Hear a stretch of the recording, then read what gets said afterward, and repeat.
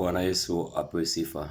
Mpendwa ambao unaendelea kuniona, tunawatakia tena mchana wa amani na salama, tukiwa na imani ya kwamba Mungu ni mwema mahali ulipo uko mzima.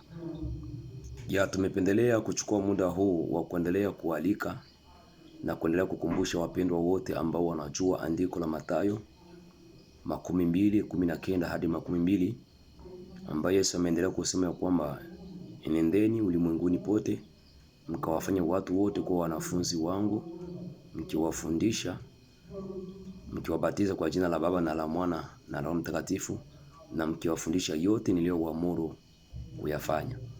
Kwa hiyo ni kwamba mwaka huu ambao tayari kesho tumeanza, ningeendelea kuhimiza kwa wale ambao walio na wito wa kuendelea kupasha habari njema na kuwafanya wengine kuwa wanafunzi wa Yesu Kristo. Wewe umefanya kuwa mwanafunzi wa Yesu na una jukumu pia kumfanya mwingine kuwa mwanafunzi wa Yesu Kristo.